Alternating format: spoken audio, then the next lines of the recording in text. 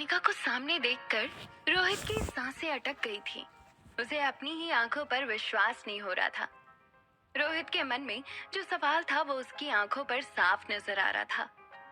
अनिका समझ चुकी थी उसे अपनी डुअल आइडेंटिटीज पर से पर्दा हटाना पड़ेगा। रोहित की नजर अनिका से हट नहीं रही थी। वो धीरे कदमों से अनिका और प्रीति की तरफ बढ़ा। हाथ से अनिका की ओर इशारा करते हुए पूछा, आप यहाँ? तो डॉक्टर अमृता? इतना कहकर रोहित अटक गया। वो चाहता था कि आगे की बात अनिका पूरी करे।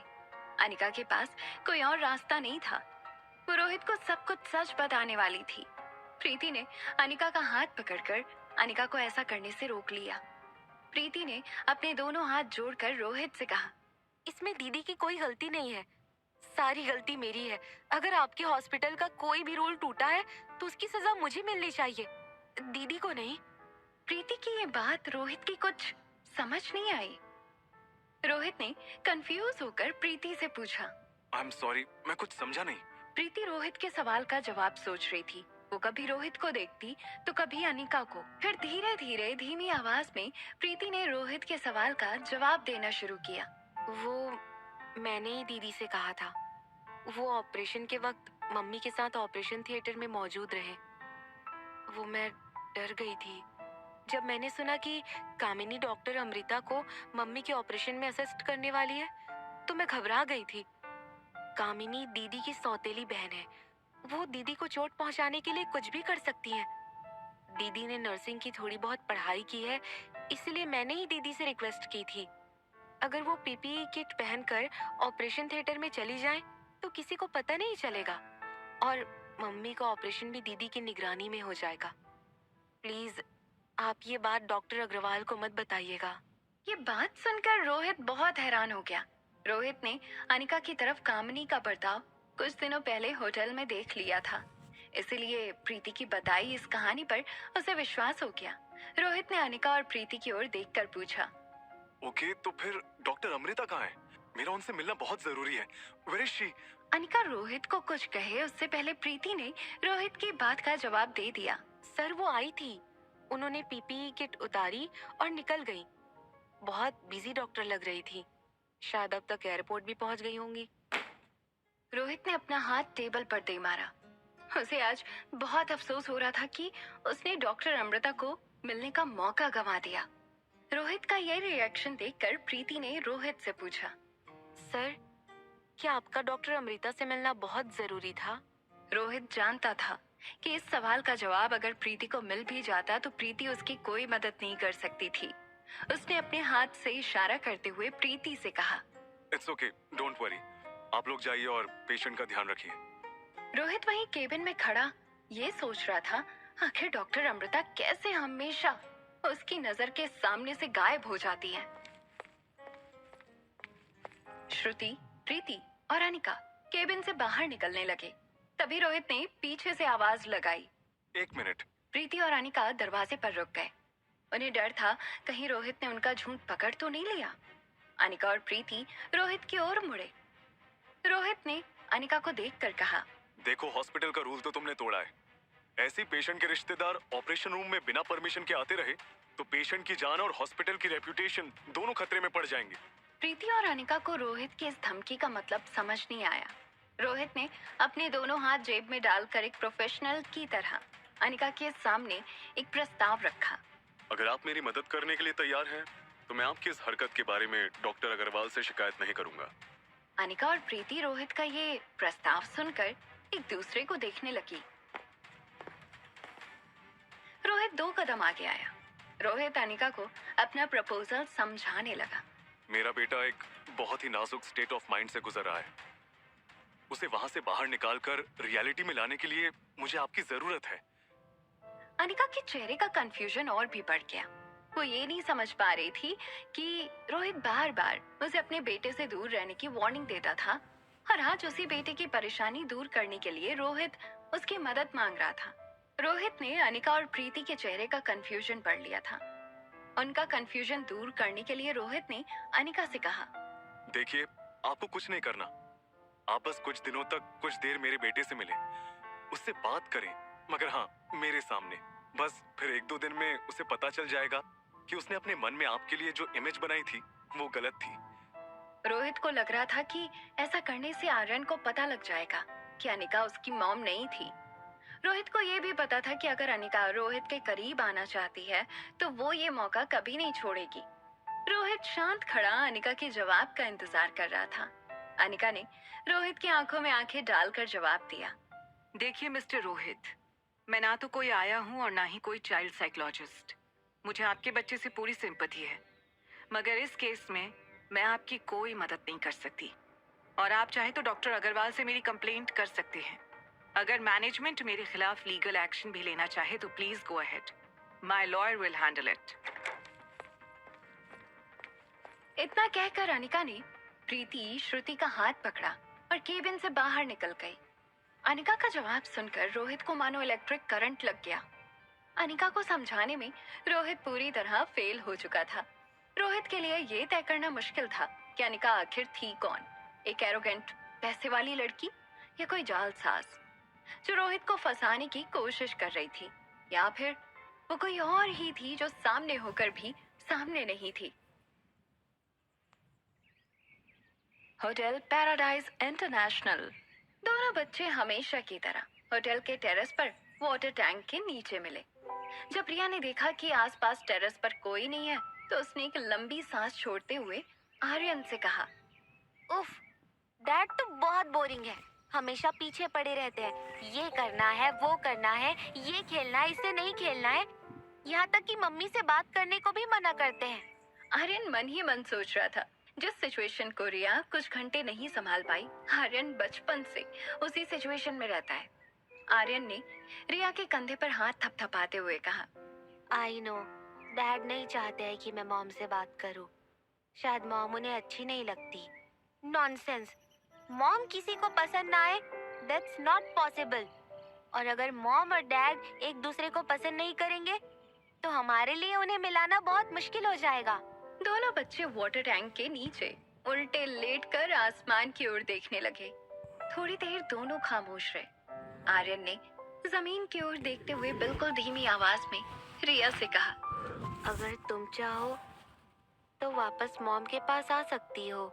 ये कहते हुए आर्यन को अच्छा तो नहीं लग रहा था, मगर वो जानता था कि रिया को इस तरह रिस्ट्रिक्शंस में रहना पसंद नहीं था। रिया ने एक हाथ आर्यन के कंधे पर रखा और कहा, ओके, हम फिर से अपनी अपनी जगह चले जाते हैं, मगर डोंट बी अपसेट। मौका मिलते ही मैं तुम्हें वापस मॉम के पास भेज दूंगी।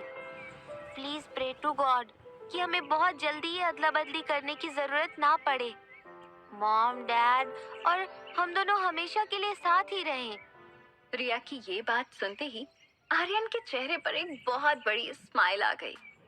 आर्यन को हंसते हुए देखकर रिया भी खुश हो गई। रिया ने आर्यन के सिर पर अपना सिर प्यार से टकरा दिया। दोनों बच्चे बड़े प्यार से हंसने लगे। हंसते हंसते रिया ने आर्यन से कहा, सनी चाचू अब से तुम्हारी मदद करेंगे। वो मेरी गेमिंग टैलेंट के फैन है। उन्हें ये लगता है कि वो जिसके फैन है वो तुम ही हो। मैंने तुम्हारे कमरे की राइटिंग डेस्क की ड्रॉअर में सनी चाचू से कहकर एक फोन रखवा दिया है। तुम अब आसानी से जब चाहो मुझे फोन कर देना। ये बात सुनकर आर्यन को बहुत ताज्जुब हुआ, साथ ही उसे अपनी बहन पर प्राउड फील हुआ। रिया को अचानक कुछ याद आया। उसने आर्यन से कहा, बाय द वे, आज पापा की दोस्त श्रुति आई थी। उन्होंने मेरा एक टेस्ट लिया जिसमें मुझे फुल मार्क्स मिले। बदले में उन्होंने मुझसे प्रॉमिस किया था कि मैं जो भी मांगूंगी वो मुझे मिलेगा। तो तुम तैयार रहना अपनी बहन की तरफ से पहली गिफ्ट लेने के लिए। मैंने जो उनसे मांगा है वो पापा आते वक्त ले आएंगे और तुम्हें दे देंगे। आर्यन ये सुनकर बहुत खुश हो गया। उसने बड़ी क्यूरियोसिटी से रिया को पूछा, क्या मांगा है तुमने? रिया ने आर्यन के सिर पर हाथ मारते हुए कहा, बुद्धू, वही तो सरप्राइज है, लेकिन गिफ्ट मिलते ही तुम खुश हो जाओगे, ये मेरी गारंटी है। आर्यन बहुत खुश हो गया और रिया को हक करके बोला, thank you so much sister, you are so smart, I am proud of you. दोनों बच्चे अपने अपने कमरे में फिर से चले गए। Presidential suite 2401। आर्यन अपने स्वीट में अपने गिफ्ट का वेट कर रहा था। सनी उसे बार बार एक ही चीज पूछ रहा था। भतीजे, तुम जीनियस हो ये तो मैं मान गया, लेकिन रोहित भैया के सामने ये कॉन्फिडेंस कहाँ से लाए तुम? क्या ऑर्डर करने लगे थे? सच कहूँ तो मैं डर गया था। एक बार तो मुझे लगा कहीं किसी जिद्दी भूत ने तुम्हें वश में तो नहीं कर लिया। आर्यन भले ही जो हुआ हो उसके बारे में नहीं जानता था, मगर वो रिया की एबिलिटीज जानता था। आर्यन ने सनी की किसी बात का जवाब नहीं दिया। वो किताब के अंदर मुंह डालकर पढ़ने की एक्टिंग करने लगा।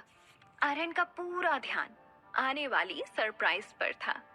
किसी भी चीज के लिए आर्यन को कभी इतनी एक्साइटमेंट नहीं हुई थी, मगर ये गिफ्ट स्पेशल थी क्योंकि ये गिफ्ट उसे उसकी बहन ने दी थी। थोड़ी देर बाद स्वीट का मेन डोर खुला और रोहित एक बड़ा सा बॉक्स लेकर अंदर आया। आर्यन, जिसकी नजरें पहले से ही दरवाजे पर थीं, वो रोहित के हाथ में बॉक्स देख के अपनी जगह पर खड़ा हो गया। रोहित को डॉक्टर श्रुति ने समझाया था कि उसे आर्यन के साथ बिल्कुल स्ट्रिक्ट बिहेव नहीं करना है। रोहित ने मुस्कुराकर आर्यन से कहा, मैंने सुना आज तुमने एक चैलेंज जीता है, तो देखो तुमने जो मंगवाया था वो मैं लेकर आया हूँ। रोहित के हाथ में एक बड़ा सा बॉक्स था जिसे गिफ्ट रैप किया गया था। आर्यन की पेशेंस बिल्कुल खत्म हो चुकी थी। उसे बस इंतजार था कि कब वो बॉक्स खुले और उसकी गिफ्ट उसके सामने हो। बॉक्स उठाने में सनी ने आर्यन की मदद की। दोनों ने बॉक्स टेबल पर रखा।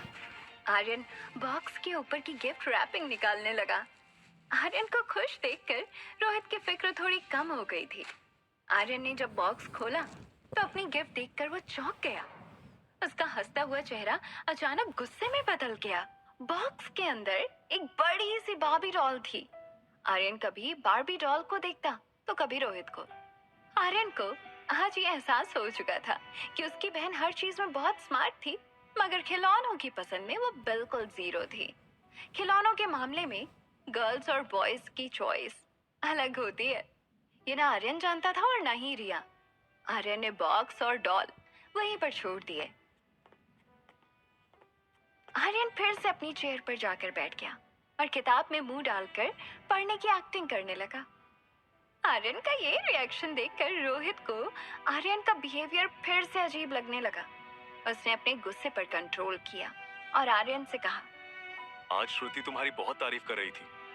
उसने कहा कि तुमने टेस्ट पेपर में बहुत अच्छे आंसर लिखे, और जब उसने तुमसे पूछा कि तुम्हें प्राइज में क्या चाहिए, तो तुम्ही ने कहा था कि एक बड़ी सी बार्बी डॉल चाहिए तुम्हें। तो देखो मैं ले आया हूँ। आर्यन ने रोहित की बात को बिल्कुल अनसुना कर दिया। रोहित का गुस्सा तो बढ़ता ही जा रहा था। वो अपने आप को किसी तरह कंट्रोल कर रहा था। वो आर्यन के पास आकर बैठा और उसे बड़े प्यार से पूछा, क्या हुआ आर्यन? तुमने इस गिफ्ट के लिए जिद की थी, अब जब गिफ्ट ले आया हूँ तो उसे देख भी नहीं रहे। आर्यन ने फिर रोहित की बातों को इग्नोर कर दिया। अब रोहित की पेशेंस खत्म होने वाली थी। तभी रोहित का ध्यान आर्यन की हाथ की किताब पर गया। आर्यन ने किताब उल्टी पकड़ रखी थी। रोहित ने किताब खींचकर टेबल पर पटक दी। रोहित अपना कंट्रोल भूलते हुए गुस्से में आर्यन को कहने लगा, तंग आ गया हूँ मैं तुमसे। What kind of behavior is this? सुबह कुछ होते हो, शाम को कुछ होते हो। आखिर हो क्या गया है तुम्हें? सुबह जो चीज के लिए तुम इतनी जिद कर रहे थे, शाम को वो चीज तुम्हारे सामने पड़ी है तो उसे देखते तक नहीं। आर्यन ने अपना मुंह अपने दोनों पांव के बीच छुपा लिया था। इससे रोहित का गुस्सा और ज्यादा बढ़ गया। उसने आर्यन से कहा, At least look at me when I'm talking. Sunny Rohit को कंट्रोल करने की कोशिश कर रहा था, लेकिन रोहित ने सनी को भी वार्न कर दिया। खबरदार, आज अगर तुमने आर्यन की साइड लेने की कोशिश की तो तुम्हें बिगाड़ दिया है इसे। आखिर तुम मेरी बात सुनते क्यों नहीं आर्यन? तुम ऐसे नहीं थे, तुम्हें किसी ने बदल दिया है। बस एक बार मुझे पता चल जाए कि किसने तुम्हें। रोहित आगे बोलते हुए अटक गया। आ गया, समझ गया कि कौन आर्यन पर जादू चला रहा था। रोहित ने आर्यन और सनी से कहा, खबरदार, अगर तुम में से कोई बाहर आया तो आज उसे छोड़ूंगा नहीं। इतना कहकर रोहित ने दरवाजा बाहर से बंद कर दिया। रोहित बहुत गुस्से में प्रेसिडेंशियल स्वीट 2402 की ओर बढ़ा। दरवाजे पर पहुंचकर उसने डोरबेल बजा दी। रोहित आज अनिका को होटल से निकालने का फैसला कर चुका था। रोहित एक्सपेक्ट कर रहा था कि अनिका दरवाजा खोलेगी, मगर दरवाजा रिया ने खोला।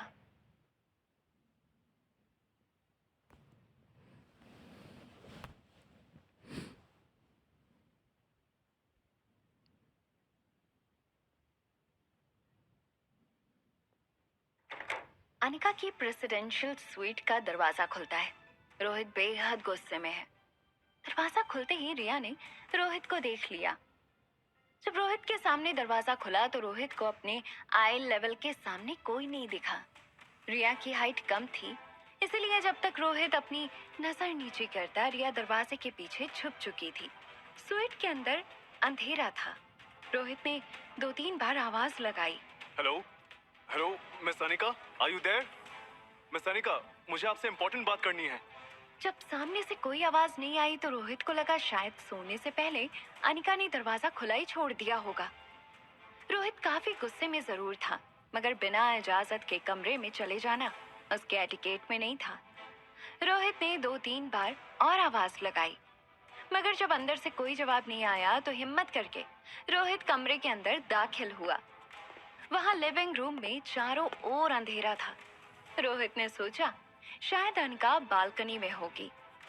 खुद ही में कदमों से बालकनी की ओर बढ़ने लगा। जब रोहित ने बालकनी का पर्दा हटाया तो देखा कि बालकनी पूरी तरह से खाली थी। रोहित को लगा कमरे में रुकना सही नहीं होगा, शायद अनिका कमरे में लौटी ही नहीं है। वो अपने स्वीट में वापस जाने के लिए मुड़ा तो उसने देखा कि बेडरूम का दरवाजा पूरी तरह से खुला था। अनिका बेड पर गहरी नींद में सोई थी। बेडरूम की खिड़की से चांद की रोशनी बेड पर पड़ रही थी। चांदनी रोशनी में अनिका की खूबसूरती और भी निखर के आ रही थी। कुछ देर के लिए रोहित अनिका को बस यूं ही खड़ा देखता रहा। उसे समझ नहीं आ रहा था कि इतनी खूबसूरत लड़की जिसका चेहरा इतना मासूम था, वो किसी बच्चे को ब्रेन वॉश करने जैसी घिनौनी साजिश क्यों करेगी। अनिका के कमरे में इस तरह आकर उसे देखना रोहित को ठीक नहीं लग रहा था। तभी अचानक अनिका की आंख खुली। रोहित बहुत घबरा गया। उसके पांव जैसे जमीन में गड़ गए थे। अनिका ने रोहित को दरवाजे पर खड़ा देखा। वो खुली आंखों से उसे बस देखती रही। अनिका दिन भर की थकान और नींद के कारण समझ नहीं पाई कि वो सपना देख रही है या सचमुच रोहित उसे दरवाजे से देख रहा था। थोड़ी देर में अनिका की आंखें फिर से बंद हो गई। रोहित ने अब तक पकड़ के रखी सांस छोड़ी। उसने अनिका के बेडरूम का दरवाजा बंद किया और अपने कमरे की ओर लौटने लगा। रोहित अभी मेन डोर की तरफ पहुंचा था कि दरवाजे के पीछे से उसे आवाज सुनाई दी। रोहित ने अपनी जेब से फोन निकालकर टॉर्च ऑन कर ली। उसने दरवाजा हटाकर देखा। दरवाजे के पीछे छुपी रिया को रोहित ने देख लिया। रोहित को अपनी आंखों पर विश्वास नहीं हो रहा था। रोहित ने रिया को बिल्कुल दबी आवाज में कहा, आर्यन, तुम यहाँ क्या कर रहे हो? मैंने तुमसे कहा था कि हमारे स्वीट से बाहर मत आना। तुम आजकल मेरी बात सुनते क्यों नहीं हो?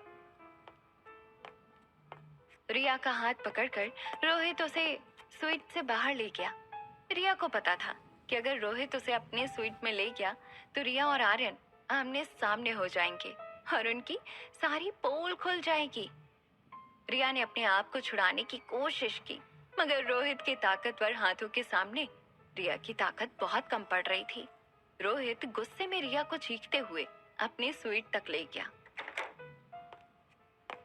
रोहित ने अपने स्वीट का दरवाजा खोला और रिया को अंदर ले गया। डाइनिंग टेबल पर बैठे सनी ने जब रिया और रोहित को एक साथ देखा तो उसका मुंह खुला का खुला रह गया। अभी अभी कुछ ही सेकंड पहले आर्यन उसके सामने बेडरूम में गया था।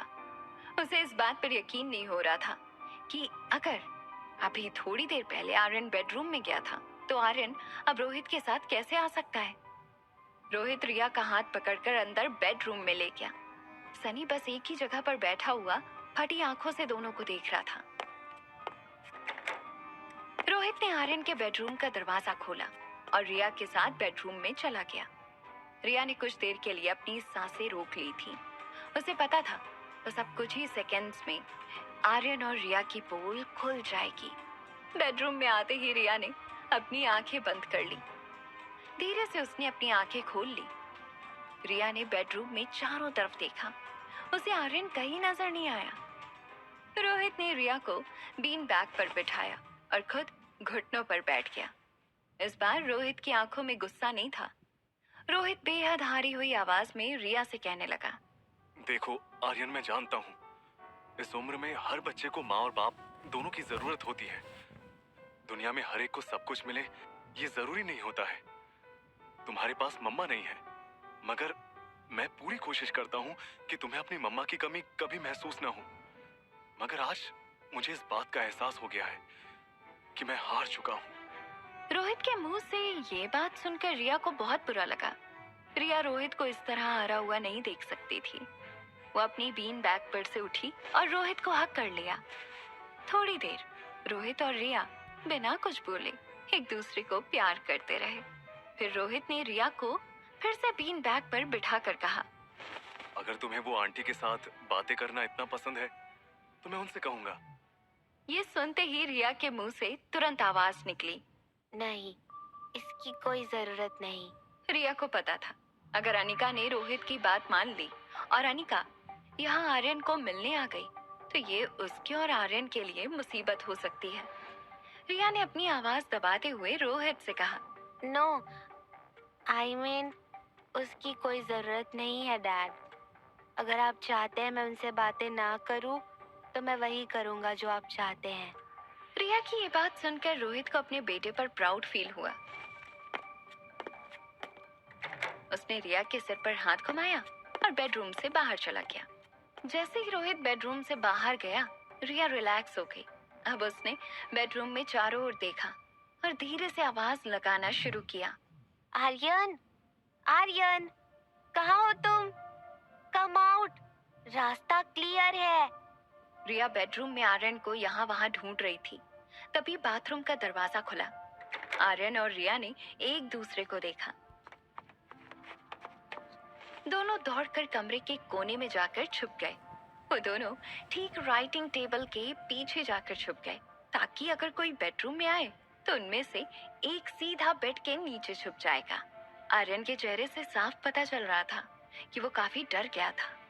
उसी डरी हुई आवाज में आर्यन ने रिया से पूछा, डैड को कुछ पता तो नहीं चला? थैंक गॉड, अब तक तो कुछ नहीं पता चला। लेकिन आज तो मुझे लगा कि हमारी प्लानिंग फेल हो जाएगी।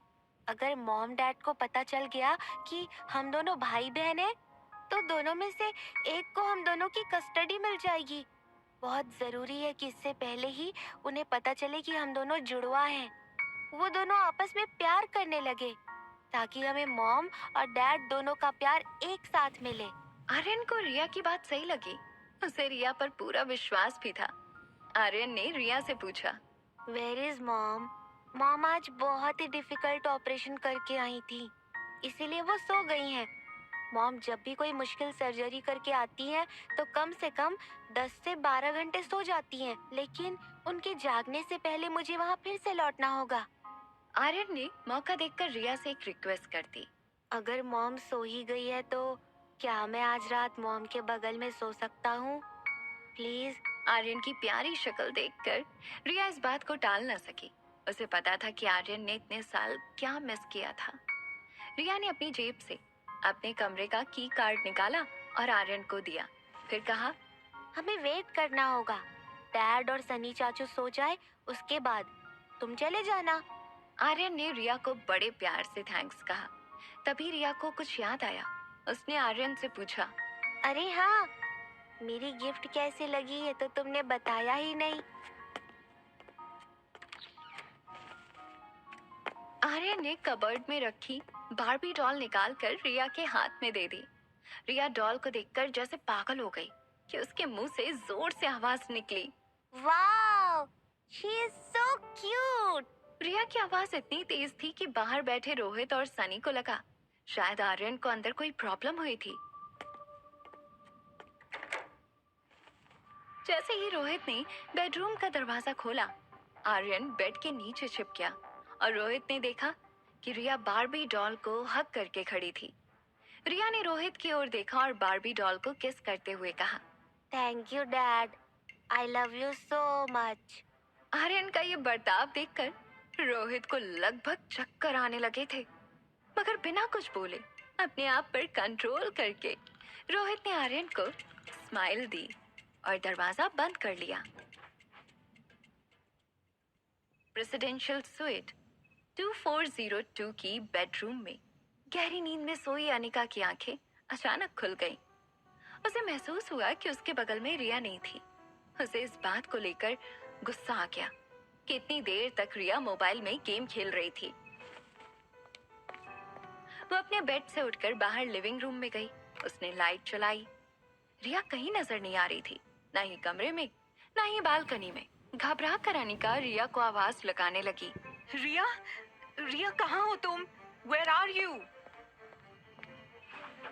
जब उसने देखा कि रिया पूरे कमरे में कहीं मौजूद नहीं है, तो अनिका ने मेन डोर खोला। आर्यन बिल्कुल डोर के सामने हाथ में की कार्ड लिए दरवाजा खोलने की कोशिश कर रहा था। अनिका बेहद गुस्से में उसे देखने लगी। अनिका ने आर्यन के दोनों हाथ पकड़ लिए और उससे कहने लगी, बहुत शैतान हो गई हो तुम रिया। मेरी दी गई छूट का तुम बहुत गलत इस्तेमाल करती हो। इतनी रात को तुम कमरे से बाहर क्या कर रही थी? अनिका की डांट से आर्यन डर गया था। उसे पता था अगर वो डर गया तो मामला बिगड़ सकता है।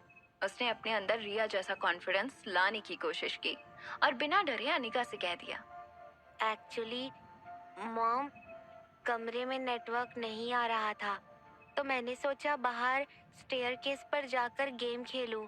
That's it. Chill mom, I am fine. I am not a kid anymore. I am 6 years old. Riya की ऐसी बातों से अनिका का दिल हमेशा पिघल जाता। अनिका ने प्यार से आर्यन के सिर पे मारते हुए कहा, शैतान, चलो अब बहुत हो गई गेम्स। आज मामा बहुत थक गई हैं, तो आप मामा के साथ सो जाओ। बेडरूम में पहुंचते ही अनिका ने आर्यन को अपनी बाहों में ले लिया और साइड लैंप्स बंद कर दिए। आर्यन को पता था कि आज फिर उसे अच्छी नींद आने वाली है, जो नींद उसे बचपन से कभी नसीब नहीं हुई थी। कुछ ही सेकंड में आर्यन और अनिका दोनों गहरी नींद में सो गए। सुबह के 8:30 बजे थे। अनिका ने धीरे धीरे अपनी आंखें खोली। साइड टेबल पर रखा हुआ फोन वाइब्रेट हो रहा था। फोन के वाइब्रेशन की आवाज से अनिका की नींद खुल गई। उसने जब फोन देखा तो प्रीति के 17 मिस कॉल्स थे। अनिका के हाथ पर सिर रखकर आर्यन सोया था। अनिका ने उसे बिना डिस्टर्ब किए अपना हाथ धीरे से तकिए के नीचे से निकाला। वो फोन लेकर बेडरूम के बाहर चली गई। लिविंग रूम में रखी कैटल में कॉफी बनाते हुए अनिका ने प्रीति को कॉल बैक किया। फोन उठाते ही प्रीति ने कहा, दीदी, मम्मी को होश आ गया है। आप जल्दी से आ जाओ, वो आपसे मिलना चाहती हैं। और सुनो, रिया को भी साथ ले आना। आई एम श्योर मम्मी उसे एक बार देखेंगी तो सब कुछ भूल जाएंगी। ये खबर सुनकर अनिका बहुत खुश हो गई। अनिका भी चाहती थी कि ज्योति बुआ एक बार रिया से मिले, उससे प्यार करे। ज्योति बुआ अनिका के लिए माँ समान थी और रिया के लिए उसकी नानी। बेडरूम में आर्यन मीठी नींद में सो रहा था। जिस प्यार को वो बचपन से तरसता रहा, वो अचानक मिल जाने पर आर्यन नींद में भी मुस्कुरा रहा था। तभी उसकी मॉम की मीठी आवाज उसके कानों पर पड़ी। लिटिल प्रिंसेस, उठ जाओ। देखो सुबह हो गई। आज हमें ज्योति बुआ को मिलने जाना है। Get up little princess. Aryan ने धीरे धीरे अपनी आंखें खोल ली और सामने अपनी मॉम की प्यारी सी सूरत देखी। उसके चेहरे की स्माइल और भी बढ़ गई। आर्यन ने बड़े प्यार से अनिका को विश करते हुए कहा, good morning mumma, you are looking beautiful. Aryan को माथे पर किस करते हुए अनिका ने कहा, चलो अब जल्दी से तैयार हो जाओ, हमें ज्योति बुआ को मिलने जाना है। आर्यन वैसे ही काफी पोलाइट और ओबीडिएंट लड़का था। बिना देर किए वो मम्मा की बात मानते हुए बाथरूम चला गया। जैसे ही बाथरूम का दरवाजा बंद हुआ, बाहर से अनिका ने कहा। देखो तुम्हारी प्रिंसेस वाली फ्रॉक अंदर रखती है, आज वही पहनना, उसमें तुम सबसे प्यारी लगती हो। मैं चाहती हूँ जब तुम अपनी नानी से मिलो तो बस एक राजकुमारी की तरह मिलो। आर्यन ने बाथरूम के हैंगर पर लटकी ड्रेस देखी। वो एक पिंक फ्रॉक थी जिस पर वाइट जालियां लगी थी। आर्यन ड्रेस देखकर बहुत घबरा गया। उसने कभी सोचा भी नहीं था कि उसे ऐसी किसी मुसीबत का सामना करना पड़ेगा। आर्यन ने बाथरूम से चिल्लाकर कहा, नहीं, मैं अपनी रेगुलर ड्रेस ही पहनूंगी। अनिका ने बाहर से रिक्वेस्ट की। प्लीज स्वीट हार्ट, देखो मैं तुम्हारी हर बात मानती हूँ ना। क्या तुम आज अपनी मम्मा के लिए इतना सा भी नहीं करोगी? आर्यन को समझ नहीं आ रहा था कि वो अनिका की रिक्वेस्ट को कैसे टाले। वो ना ही मॉम को मना कर सकता था और ना ही लड़कियों वाली ड्रेस पहन सकता था। आर्यन ने शावर ऑन कर दिया। बाथ टब के ऊपर बैठकर आर्यन गहरी सोच में पड़ गया। उसे समझ नहीं आ रहा था कि वो करे तो क्या करे। अनिका काफी देर से रिया के तैयार होने का इंतजार कर रही थी। रिया को कभी बाथरूम में इतनी देर नहीं लगती थी। अनिका ने बाथरूम के दरवाजे पर नॉक किया और कहा, रिया बेटा, क्या हुआ? जल्दी करो, हमें हॉस्पिटल जाना है। बुआ नानी इंतजार कर रही होगी। जब अंदर से कोई जवाब नहीं आया तो रिया ने दरवाजा खोलकर अंदर जाने की कोशिश की, मगर दरवाजा अंदर से लॉक था। ये देखकर अनिका हैरान हो गई। नॉर्मली कभी रिया बाथरूम का दरवाजा लॉक नहीं करती थी। अनिका ने फिर से दरवाजा नॉक किया और रिया से कहा, रिया आप चलो भी, दरवाजा क्यों लॉक किया है तुमने अंदर से? तभी अंदर से लॉक खुलने की आवाज आई। जैसे ही दरवाजा खुला, अनिका रिया को देखकर शॉक हो गई और उसने कहा, look at my little princess, बिल्कुल परी जैसी लग रही हो।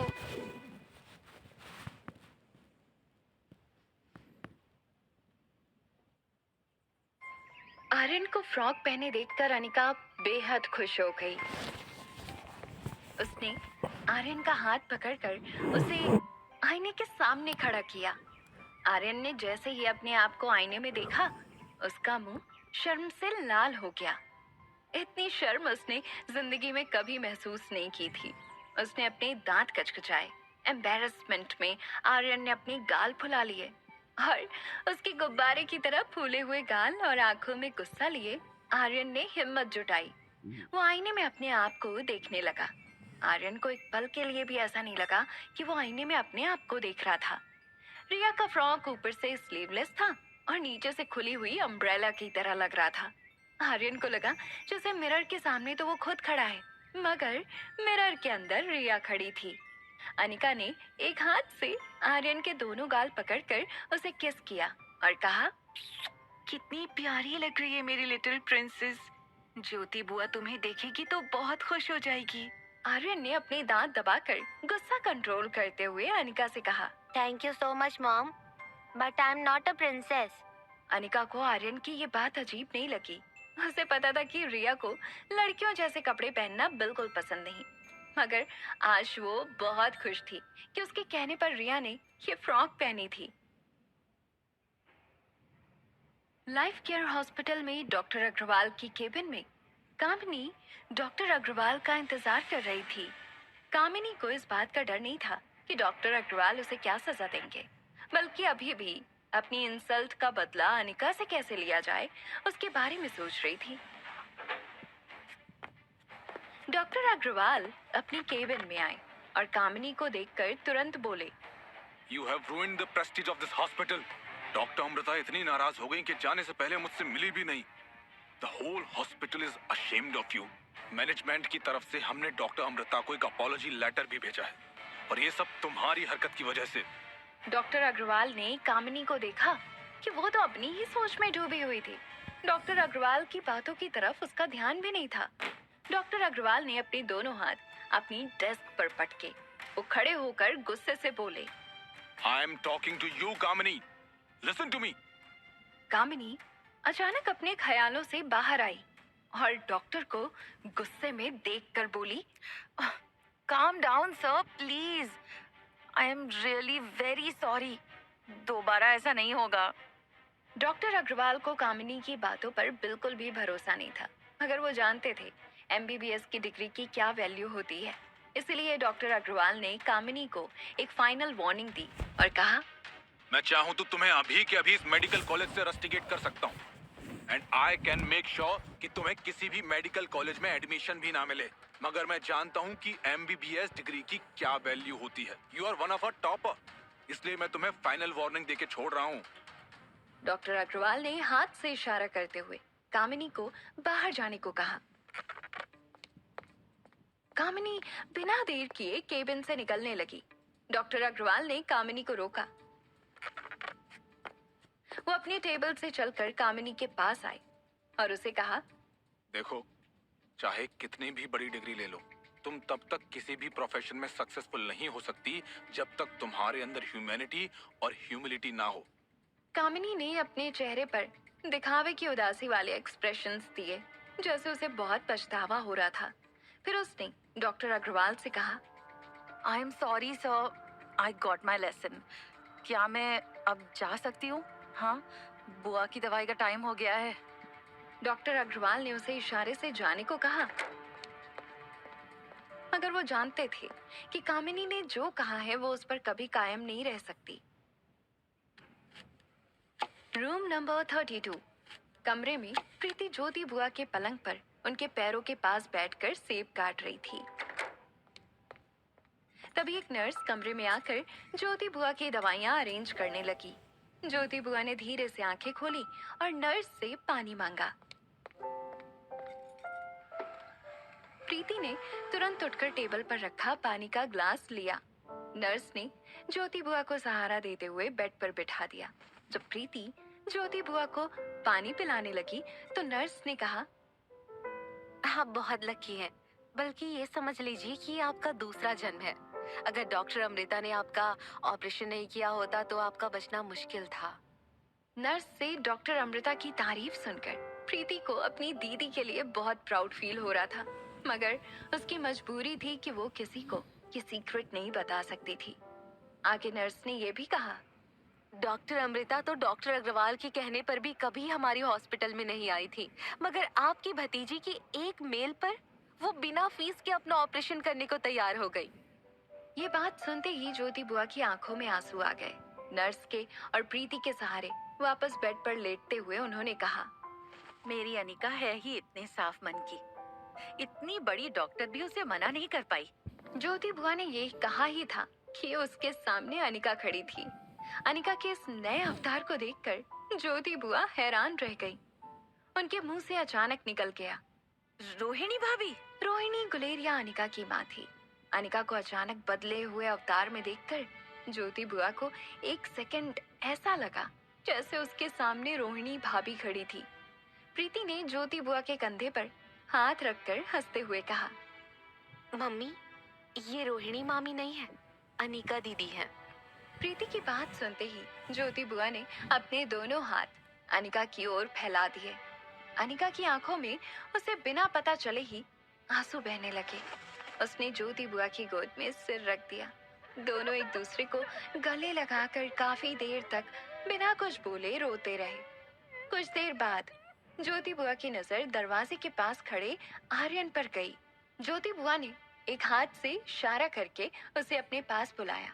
अनिका ने आर्यन की ओर देखा और कहा, आओ रिया, बुआ नानी के पास आओ। आर्यन अभी भी फ्रॉक में बहुत अनकंफर्टेबल फील कर रहा था। वो धीरे धीरे चलकर ज्योति बुआ के पास आया। ज्योति बुआ उसे देखते ही उसकी नजर उतारने लगी और कहा, कितनी प्यारी लग रही है ये नन्ही गुड़िया। इसे देखो तो ऐसा लगता है जैसे परियों के देश से सीधी उतर के हमारी गोद में आई है। भगवान इसे हर बुरी नजर से बचाए। ये कहकर ज्योति बुआ आर्यन की बलाई लेने लगी। फिर उसके गालों पर हाथ फेरते हुए प्रीति और अनिका से कहा, देख लेना, ये लड़की एक दिन फिल्म की हीरोइन बनेगी। हाँ। कमरे में खड़े सब लोग ज्योति बुआ की इस बात पर हंसने लगे। आर्यन को अपने बारे में ये सारी बातें सुनकर बहुत अजीब लग रहा था। वो मन ही मन सिर्फ एक ही प्रार्थना कर रहा था कि कैसे भी करके आज का दिन ढल जाए और वो जल्द से जल्द इस फ्रॉक में से बाहर निकलकर अपने नॉर्मल कपड़ों में वापस आ जाए। कुछ देर बात करने के बाद ज्योति बुआ को थकावट महसूस हुई। अनिका ने उन्हें सहारा देकर फिर से बिस्तर पर लिटा दिया। अनिका के चेहरे पर हाथ फेरते हुए ज्योति बुआ ने कहा, एक पल के लिए मुझे ऐसा लगा जैसे रोहिणी भाभी मेरे सामने खड़ी हो। बिल्कुल वैसा ही चेहरा, वैसी ही आंखें। ज्योति बुआ आके कुछ कहने जाए उससे पहले पीछे से एक आवाज आई और उतनी ही चालबाज। जब इस आवाज की ओर सबका ध्यान गया तो देखा कि कामिनी और मनीषा दरवाजे से अंदर आ रहे थे। अनिका को देखकर कामिनी की आंखों में जैसे खून सवार हो गया था। ज्योति बुआ की खबर बिना पूछे ही कामिनी ने अपनी शिकायतों की लिस्ट सुनाना शुरू कर दिया। बुआ, आपको याद है ना कि अनिका ने खानदान पर कितनी बड़ी कालिक पोती है। इसकी वजह से पूरे शहर में हमारी कितनी बेइज्जती हुई है और अब अपनी नाजायज औलाद को बेशर्मों की तरह यहाँ सबके सामने लेकर आई है। और आप बजाय इसके कि इसे धक्के मार के यहाँ से निकाल दे, इससे प्यार जता रही हैं। कामिनी की बातों से सहमत होकर मनीषा ने कहा, माफ कीजिए ज्योति बहन, आपसे ये उम्मीद नहीं थी मुझे। चलो प्रीति तो नादान है, इसकी बात में आ गई, लेकिन आप तो समझदार हैं। दुनिया देखी है आपने। आप जानती नहीं, जब आप यहाँ जिंदगी और मौत के बीच में जंग लड़ रही थीं, तो हमने अनिका से जरा सी मदद मांगी। वो हम सबको पीठ दिखाकर चली गई थी। आप जिए या मरे इस बात की भी परवाह नहीं की थी बेशर्म ने। सब कुछ जानते हुए भी प्रीति सच नहीं कह सकती थी, मगर अनिका की बेइज्जती उससे बर्दाश्त नहीं हो रही थी। प्रीति ने मनीषा की बात का जवाब देते हुए कहा, आपने दीदी से उनकी मरी हुई माँ की आखिरी निशानी मांगी थी, फार्मा कंपनी। ऐसे कैसे आपके नाम कर देती। प्रीति की ये बात सुनकर मनीषा का चेहरा गुस्से से लाल हो गया। वो अपनी आवाज ऊंची करके बोली, देखा देखा, अब इस प्रीति को बड़े छोटे का लिहाज भी नहीं रहा। संगत का असर है ज्योति बहन। अभी कहती हूँ, इस प्रीति को अनिका की संगत से दूर ही रखें। खुद तो अपनी नाक कटवा ही चुकी है सालों पहले। पता नहीं प्रीति से क्या क्या करवाएगी। मनीषा के मुंह से ऐसी बातें सुनकर ज्योति बुआ को बहुत बुरा लग रहा था। उनके ऑपरेशन के घाव अभी ताजा थे। उन्होंने कमजोर आवाज में मनीषा से कहा, देखो भाभी, ऐसी बातें मत करो। मुझे अनिका पर उतना ही भरोसा है जितना प्रीति पर। और देखो, हमारी नन्ही गुड़िया रिया भी तो यहाँ है। कम से कम उसके सामने ऐसी बात ना करो तो अच्छा होगा। मनीषा की नजर आर्यन पर पड़ी। वो आर्यन के पास आई। मनीषा की बड़ी डरावनी आंखें देखकर आर्यन मनीषा से दूर जाने की कोशिश करने लगा। मनीषा उसका मुंह पकड़कर चारों ओर घुमाकर उसे देखने लगी। मनीषा ने थोड़ी देर आर्यन को गौर से देखा, फिर अनिका से कहा, बहुत प्यारी लगती है तुम्हारी बेटी। तुम्हारा बेटा भी अब तक कुछ इसी कद काठी का हो गया होगा। मनीषा के मुंह से ये बात सुनते ही अनिका के होश उड़ गए। उसने मनीषा से पूछा, आप कहना क्या चाहती हैं? मनीषा मुस्कुराते हुए जवाब देने लगी, कहना तो मुझे बहुत कुछ है, मगर सवाल ये है कि तुम सुनना चाहती हो या नहीं। सुना है अपने बेटे को ढूंढने के लिए काफी मेहनत कर रही हो तुम। गलत लोगों को फोन मिलाने से कुछ नहीं होगा। असलियत जाननी है तो उनसे पूछो जो असलियत जानते हो। मनीषा के मुंह से ये बात सुनकर अनिका हैरान हो गई। वो ये नहीं समझ पा रही थी कि मनीषा को कैसे पता लगा कि वो यहाँ अपने बेटे को ढूंढने आई है। अनिका अब लगभग मनीषा के आगे गिड़गिड़ाने लगी, देखिए, आपको उसके बारे में कुछ भी पता हो तो प्लीज मुझे बताइए। प्लीज, आपको जो भी करना है मेरे साथ कीजिए। उस मासूम ने आपका क्या बिगाड़ा है? मनीषा पूरी तरह से अनिका पर हावी हो चुकी थी। मनीषा जानती थी कि अपने बेटे का पता जानने के लिए अनिका कुछ भी कर सकती थी। उसने अनिका के सामने एक शर्त रखी, अगर तुम्हें जानना है कि तुम्हारा बेटा इस वक्त कहाँ है, कैसा है, क्या कर रहा है, तो तुम्हें उसके लिए मेरा एक छोटा सा काम करना होगा। मनीषा ने अपनी पर्स से कुछ स्टैम्प पेपर निकाले और बेड के बगल में टेबल पर रख दिए। फिर एक पेन अनिका के हाथ में देकर बोली, बस इन कागजात पर तुम्हें अपने हाथों से अपनी सिग्नेचर कर देनी है। अपनी माँ की फार्मा कंपनी कामिनी के नाम कर दो। जैसे ये काम कर दोगी, मैं तुम्हें बता दूंगी कि तुम्हारा बेटा कहाँ है और क्या कर रहा है।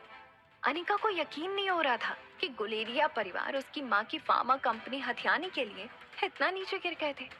मगर इस वक्त उसके लिए दुनिया में अगर कुछ सबसे ज्यादा जरूरी था तो वो था उसके बेटे का पता जानना। वो जानने के लिए अनिका कुछ भी कर सकती थी।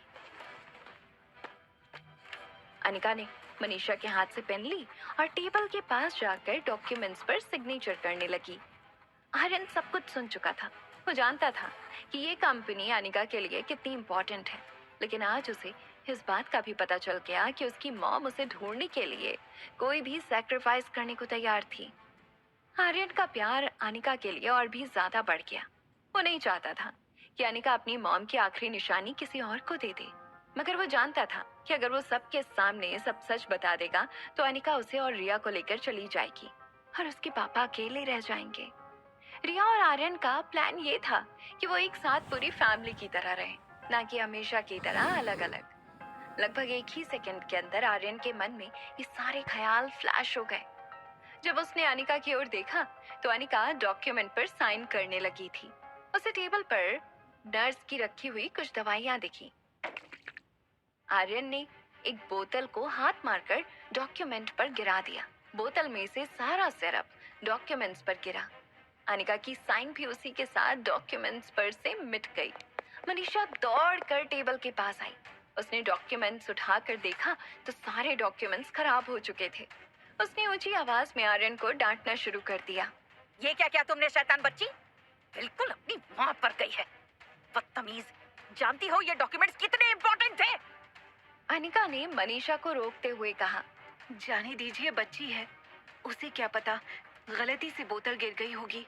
तभी पीछे से कामिनी बोली, गलती करने में बेटी भी माँ पर ही गई है। शाबाश, देखते जाओ आगे क्या गलती करती है ये। कामिनी की इस बात पर अनिका की पेशेंस खत्म हो गई। उसने कामिनी को आंख दिखाते हुए कहा, खबरदार, अगर मेरी बेटी के बारे में एक शब्द भी आगे कहा तो उस दिन की मार भूल गई हो तो फिर से याद दिला दूं। मनीषा भी अनिका की इस धमकी से कुछ डर गई थी। उसने सिचुएशन शांत करते हुए कहा, चलो जाने दो, बच्ची ही तो है। एक काम करती हूँ, दूसरे डॉक्यूमेंट बनवा देती हूँ। चलो सब घर चलें। अनिका ने कहा कि वो रिया को होटल छोड़कर घर आएगी। अनिका की इस बात को मनीषा ने तुरंत मान लिया। वो इस बात से खुश थी कि अनिका वो फार्मा कंपनी कामिनी को देने के लिए तैयार हो गई थी। वो ये मौका हाथ से जाने नहीं देना चाहती थी। जैसे ही अनिका रिया को लेकर हॉस्पिटल के कमरे से बाहर निकली, मनीषा और कामिनी भी उसके पीछे पीछे निकले। अनिका को टैक्सी में बैठते हुए देख मनीषा ने कामिनी से कहा, मैं घर चलकर डॉक्यूमेंट्स बनाती हूँ, तू जाकर अनिका का पीछा कर। अगर उसने अपना मन बदल दिया तो मुझे फोन कर देना।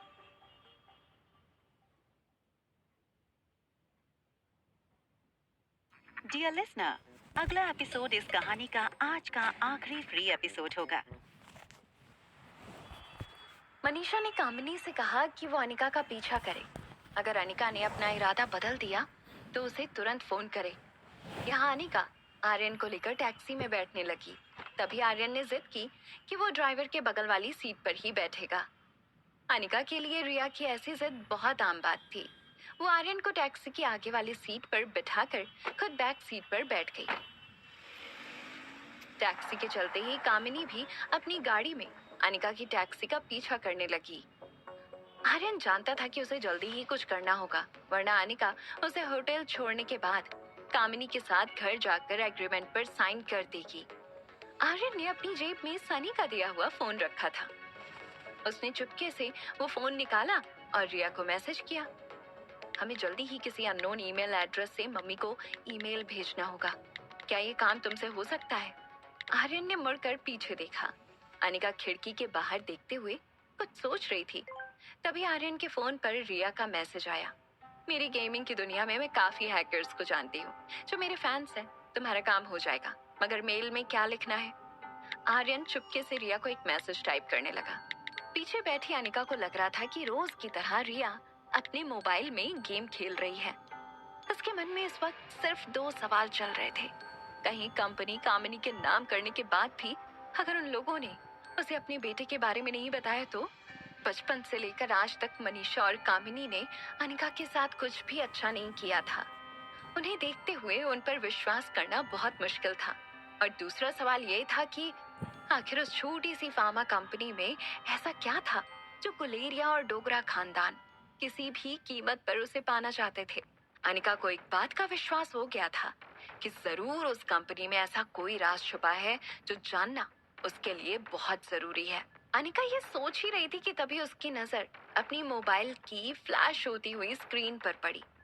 उसके नोटिफिकेशन में किसी अननोन ईमेल एड्रेस से एक मेल आया।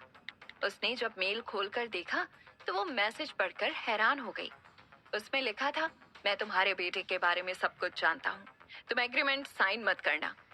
मैसेज पढ़ते ही तुरंत अनिका ने उस ईमेल एड्रेस पर फिर से मैसेज भेजने की कोशिश की, मगर किसी वजह से उसका मेल उस एड्रेस पर डिलीवर नहीं हो पा रहा था। इस बात से अनिका बहुत हैरान हो गई। वो समझ नहीं पा रही थी कि ये मेल किसका हो सकता है और वो इस इंसान को कैसे कांटेक्ट करे। टैक्सी होटल पैराडाइज के गेट में एंटर हुई। कामिनी भी अनिका का पीछा करते हुए अपनी कार में होटल पैराडाइज के अंदर चली गई। गेट पर पहुंचते ही आर्यन टैक्सी से उतर गया। आर्यन ने जल्दी से अपने चेहरे पर मास्क लगा लिया। उसे पता था कि होटल में काफी स्टाफ मेंबर्स उसे पहचानते थे। अनिका अब भी गहरी सोच में डूबी हुई थी। इस बात का पता भी नहीं चला कि टैक्सी होटल पहुंच चुकी थी। एक गेट कीपर ने टैक्सी का दरवाजा खोला और अनिका से कहा, welcome to Hotel Paradise ma'am. बाहर खड़े आर्यन ने भी प्यार से कहा, मॉम, हम पहुंच गए, बाहर आ जाओ। अनिका को अचानक ही एहसास हुआ कि वो होटल पहुंच चुकी थी। अनिका इस वक्त बहुत बड़ी कंफ्यूजन में थी। उसे इस बात का पता नहीं चल रहा था कि उसे मनीषा की बात मानकर फार्मा कंपनी कामिनी के नाम कर देनी चाहिए या फिर उस अननोन ईमेल के अगले मेल का इंतजार करना चाहिए। आखिर वो भरोसा करती तो किस पर? आर्यन ने बड़े इनोसेंटली अनिका से पूछा, मॉम, क्या तुम वापस जाकर एग्रीमेंट पर साइन करने वाली हो? अनिका ने कुछ देर सोचने के बाद आर्यन की आंखों में आंखें डालकर कहा, नहीं, मम्मी कहीं नहीं जा रही। अनिका आर्यन का हाथ पकड़कर होटल के अंदर जाने लगी। ठीक होटल के दरवाजे पर कामिनी ने उसका रास्ता रोक लिया। कामिनी की आंखों में लालच साफ नजर आ रही थी। कामिनी ने अनिका से पूछा, तुम पेपर साइन करने घर नहीं आ रही हो? अनिका रास्ता बदलकर लॉबी में आगे चलने लगी। कामिनी उसका पीछा करने लगी। इस बार कामिनी ने आवाज बढ़ाकर अनिका से पूछा, तुमने मम्मी को कहा था कि तुम घर आ रही हो अग्रीमेंट साइन करने। तुम अपनी जबान से बदल कैसे सकती हो? इस बात का अनिका ने करारा जवाब दिया, क्या भरोसा है कि तुम लोग भी अपनी जबान से नहीं मुकरोगे? अगर मैं वो कंपनी तुम्हारे नाम कर दूं और उसके बाद तुम मुझे मेरे बेटे के बारे में ना बताओ तो ये भी तो हो सकता है कि तुम्हारी इंफॉर्मेशन गलत हो। ये कहकर अनिका ने लिफ्ट का बटन दबा दिया और लिफ्ट के आने का इंतजार करने लगी। कामिनी लॉबी में खड़ी हुई मनीषा को फोन लगा रही थी। अनिका आर्यन के साथ लिफ्ट के अंदर गई। दरवाजा बंद होने से पहले उसने कामिनी से कहा, अगर तुम कंपनी चाहती हो तो पहले मेरे बेटे को मेरे सामने लाओ। अगर मुझे मेरा बेटा मिल गया उसी वक्त मैं कंपनी तुम्हारे नाम कर दूंगी। बात अभी खत्म नहीं हुई थी कि होटल की लॉबी में शोर मचना शुरू हो गया। सारे लोग एक ओर दौड़ने लगे। एक तकरीबन 50 साल का आदमी अचानक जमीन पर गिर गया था। सब चिल्ला रहे थे, अरे कोई डॉक्टर को बुलाओ, कोई डॉक्टर को बुलाओ। अनिका ने आर्यन की ओर देखा और कहा, रिया, तुम ऊपर कमरे में जाओ, मैं अभी आती हूँ। अनिका ये कहकर लिफ्ट के बाहर निकल गई। Presidential suite 2401। रिया अपनी फेवरेट बार्बी डॉल के लिए बाल बना रही थी। रोहित सोफा पर बैठा हुआ लैपटॉप पर कुछ काम कर रहा था।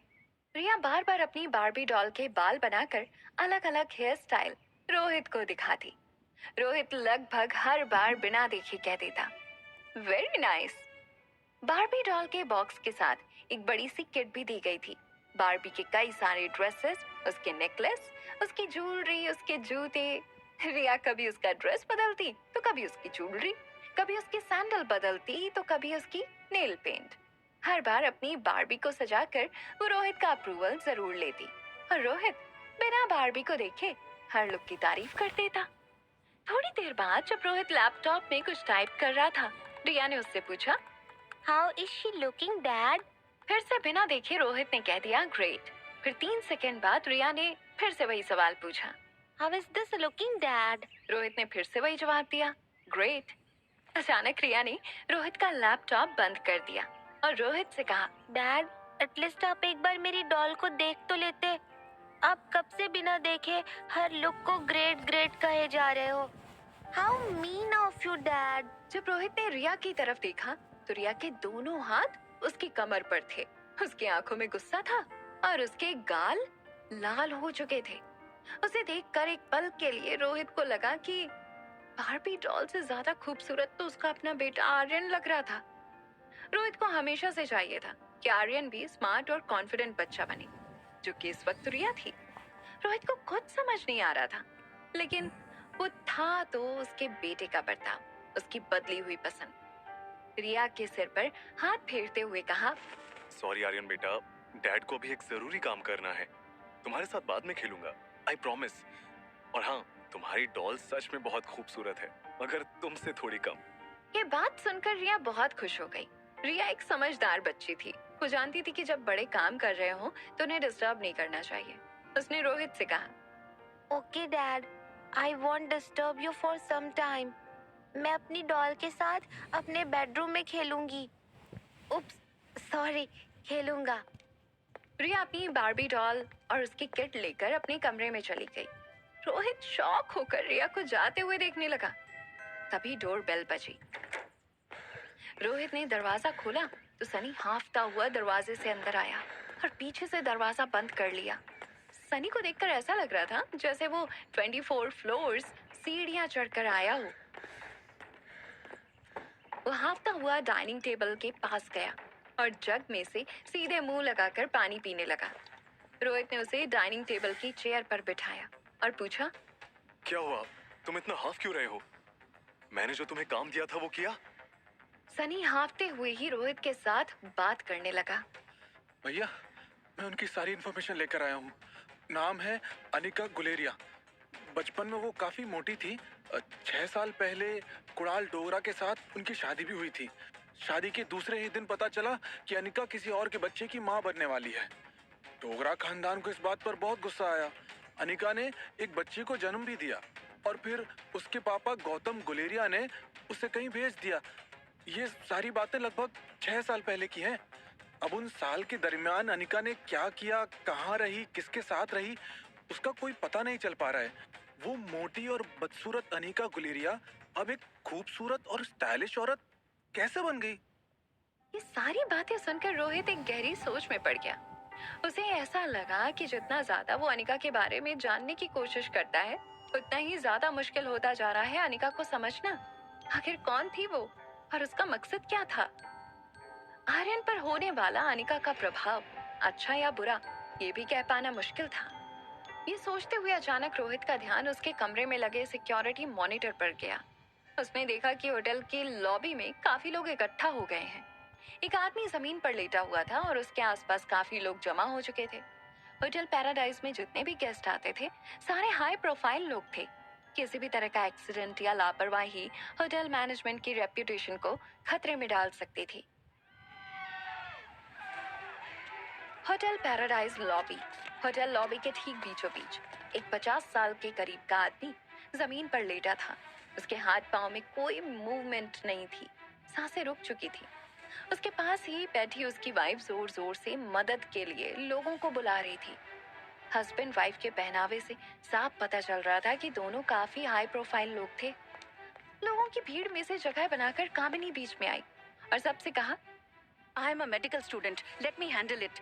कामिनी ने उस आदमी की नब्ज चेक की। उसकी पल्स बिल्कुल धीमी पड़ चुकी थी और अब किसी भी वक्त बंद हो सकती थी। कामिनी ने उस आदमी को सीपीआर देना शुरू कर दिया। अपने दोनों हाथ पेशेंट के सीने पर रखकर वो कंप्रेशन देने लगी। बार बार झटका देने के बावजूद पेशेंट ने कोई रिस्पॉन्स नहीं दिया। कामिनी ने झटकों की इंटेंसिटी बढ़ा दी। कुछ देर और ट्राई करने पर भी पेशेंट ने कोई रिस्पॉन्स नहीं दिया। कामिनी अपनी पूरी ताकत लगा रही थी उस आदमी को बचाने के लिए। उस आदमी को बचाना काम ही नहीं बल्कि एक मकसद था कि अगर उसने ऐसे किसी हाई प्रोफाइल आदमी की जान बचा ली तो कल सुबह वो एक इंटरनेट सेंसेशन होगी। तभी अचानक अनिका कामिनी के बगल में आकर बैठ गई। अनिका पेशेंट के चेस्ट को अपने हाथों से एक दो बार कंप्रेशन देने की कोशिश की।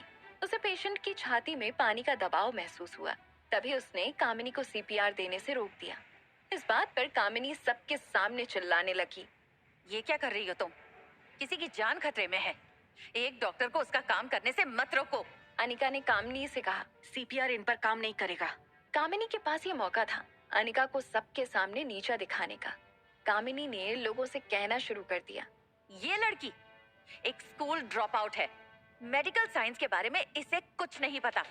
आप लोग मिलकर इसे यहाँ से हटा दीजिए। ये मुझे अपना काम करने नहीं दे रही है। जैसे ही पेशेंट की वाइफ ने कामिनी की ये बात सुनी, उसने अनिका से कहा, अगर तुम डॉक्टर नहीं हो तो दूर रहो मेरे पति से। इस लड़की को उसका काम करने दो। उस वक्त अनिका किसी की बात सुनने के मूड में नहीं थी। वो दौड़कर रिसेप्शन के पास गई, वहां से फर्स्ट एड किट लेकर आई। अनिका एक बात समझ चुकी थी कि उसे जो कुछ करना था बहुत जल्दी करना था। ना तो पेशेंट पे इस वक्त सीपीआर काम करेगा और जब तक एम्बुलेंस आएगी तब तक शायद बहुत देर हो चुकी होगी। पेशेंट के पास आकर अनिका ने कामिनी को धकेल दिया। फर्स्ट एड किट में से उसने एक नाइफ निकाली, कुछ कॉटन निकाले और अल्कोहल स्टेरिलाइजर से सारे इक्विपमेंट्स स्टेरिलाइज कर दिए। कामिनी लोगों से अपील करने लगी, प्लीज रोको इसे। पैसे वाले लोगों को देखकर उन्हें इम्प्रेस करके पैसे बनाना चाहती है। मैं एक अंडर स्टडी डॉक्टर हूँ। मुझे अपना काम करने दीजिए। कुछ लोगों ने अनिका को पेशेंट के पास से हटाने की कोशिश भी की। अनिका ने किसी की नहीं सुनी। वो जानती थी कि इस वक्त पेशेंट पर सर्जरी करना कितना जरूरी था। उसने पेशेंट के शर्ट के सारे बटन खोल दिए। अपने हाथों से छाती पर धीरे धीरे दबाव बनाने लगी। जहां उसे सबसे ज्यादा पानी का दबाव महसूस हुआ, वहां एक झटके में उसने सर्जिकल नाइफ से कट कर दिया और पेशेंट के फेफड़े में छुरी उतार दी। पेशेंट की छाती से खून बहने लगा। खून देखकर आसपास के लोग काफी डर गए। पेशेंट की वाइफ भी चिल्लाने लगी, ये क्या किया तुमने? मार दिया मेरे हस्बैंड को। You killed my husband. कामिनी ने मौका देखते ही लोगों से कहना शुरू कर दिया, कॉल द पुलिस। इस औरत को अरेस्ट करो। सिक्योरिटी, सारे गेट बंद कर दो, कहीं भागने ना पाए। होटल के कुछ गार्ड्स ने अनिका को घेर लिया। अनिका ने उनसे कहा, प्लीज आप लोग दूर हटिए, पेशेंट को सांस लेने में तकलीफ हो सकती है। कामिनी ने लोगों को अनिका के खिलाफ भड़काते हुए कहा, अब उन्हें तकलीफ नहीं होगी क्योंकि तुमने हमेशा के लिए उनकी सांसें बंद कर दी हैं। जैसे ही कामिनी ने ये कहा, नीचे लेटे आदमी की छाती एक झटके से उछली और वो आदमी तेजी से सांस लेने लगा। डियर लिसनर, अब